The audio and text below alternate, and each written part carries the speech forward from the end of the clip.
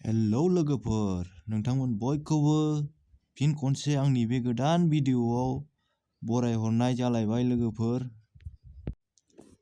दिनैनि प्रेक्टिसआनो जाहैबाय जोंना 1 किल'मिटार खारनानै 1 मिनिट रेस्ट, ओमफ्राय आरो 1 किल'मिटार खारफिनलायबाय, 1 मिनिट रेस्ट थालायबाय, आरो 1 किल'मिटार खारनोसैलाय लोगोफोर। नै नायलाय नोंथांमोननि थाखाय आं माबायदि गोलोमदै गगारलायनाय प्रेक्टिस खालामो, जाहाथे नोंथांमोनहा बयबो साख्रि मोनलांजोबो। नैबे मैयानि हिल रानिं प्रेक्टिस मोनदे लोगोफोर, मैया भिडिअ खालामनाय जायाखिसै। हिल रानिं प्रेक्टिस सप्तायाव खनसे हिल रानिं प्रेक्टिस खालामो जोङो मंगलबाराव। हिलथ' गैया जोंनि खाथि खालायाव, बेनिखायनो जोङो अभार ब्रिजआव खालामनाय जायो दै लोगोफोर। अके लोगोफोर, बिदिबा दिनैनि प्रेक्टिसखौ सुरु खालामनोसै। जोङो खारनायनि सिगां नै नर्मेल स्ट्रेचिं खालामग्रोनानै लानोसै। नर्मेल स्ट्रेचिं खालामखांनायनि उनाव वार्म आप जानोसै। वार्म आप जाखांनायनि उनाव वार्कआउट खालामनोसै 1 किल'मिटारनि लोगोफोर। 1 किल'मिटार जोंना बे फोथारखौ खनथाम गिदिंबानो 1 किल'मिटार जायो। खनथाम गिदिंखांनानै 1 मिनिट रेस्ट, ओमफ्राय आरो बिदिनो खनथाम गिदिंफिननोसैलाय। खनसे गिदिंगासेयाव 330 दं दै बे जोंनि फोथारा, ओमफ्राय बेखौ 1 मिनिटजों खनसे गिदिंनो हानांगौ लोगोफोर। ओमफ्राय खनथाम गिदिङोबा बिदिनो 3.5 मिनिटसो जों हानांगौ आरो नर्मेल, बेनि बारा जाहैनो मोना हायोबा। ओमफ्राय 3:10, 3:18, 3:15 जों हानाय जानांगौ दे 1 किल'मिटारखौ। दिनै जों बारा खारा, खनथामसोल' खारगोन, मानोना बै सासे फंबाया दिनै प्रेक्टिसाव फैयाखै। स्ट्रेचिं खालामखांनानै वार्म आप जासिगोन दसे, बेनि उनाव खारनोसै दे लोगोफोर। नोंथांमोनहा भिडिअखौ नायलांबाय थादो जोबजासिम। आरो नोंथाङा चेनेलाव गोदानबा अन्नानै चेनेलखौ साबस्क्राइब खालामनानै ला, लोगोसे बेल आइकनखौबो अल नटिफिकेसनाव होनानै ला दे लोगोफोर, जाहाथे आं जेब्ला गोदान भिडिअ आपल'ड खालामो अब्ला सबसे सिगां नोंथांनिसिम नटिफिकेसना सौहैग्रोयो। जय बर' हारिनि जय हिन्द। लाइक, शेयार, कमेन्ट खालामनो दाबाव दे।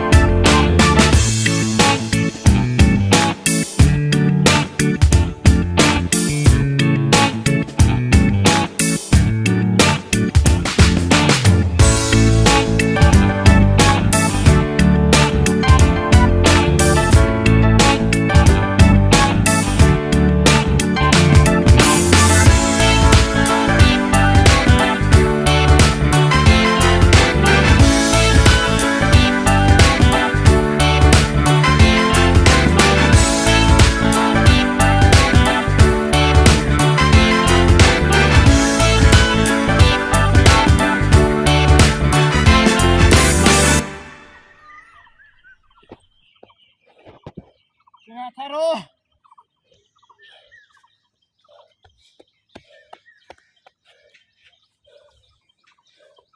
Tin posis. Tin trees. 35. Workout खालामखांनायनि उनाव बेबायदि हान्थुआव आखाइ होनानै थानो नाङा दे लोगोफोर। हायोब्ला जगिंसो खालामनांगौ, थाबायग्लांनांगौ एसे। नै बेबायदि लोगोफोर, बेबायदिनो एसे 1 किल'मिटार प्रेक्टिस होखांबाय जों, दानिया होफिनसिगोन दे लोगोफोर, नायदो।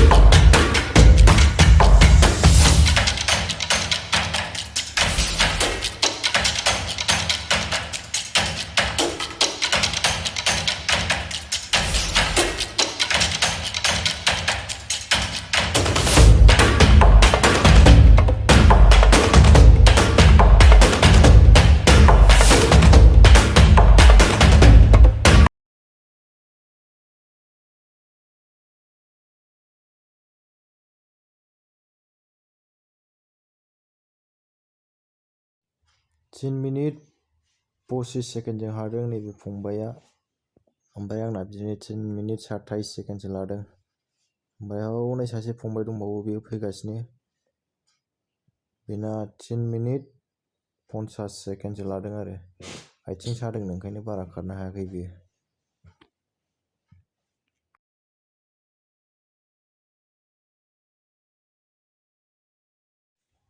दिनैनि वार्कआउटआ जोब्बाय जोंना। दानिया जोङो फिल्डखौ, फोथारखौ उल्था खननै गिदिंनोसै दै लोगोफोर। खारखांनायनि उनाव फोथारखौ उल्था गिदिंनांगौ दे, नङाबा वान साइड खारबाय थायोबा आथिं सायो, हान्थु सायो दे। फारसे साइडजोंल' खारनो नाङा लोगोफोर। फारसेजोंल' बोलो होयोबा प्रेसारा बेयाव बांसिन गोलैयो, फारसेथिंल'। बेनि थाखायनो उल्था खारनांगौ दे। खमसे खम खननैसो गिदिंनांगौ फोथारखौ, ओरैनो कुलिं डाउन हिसाबै।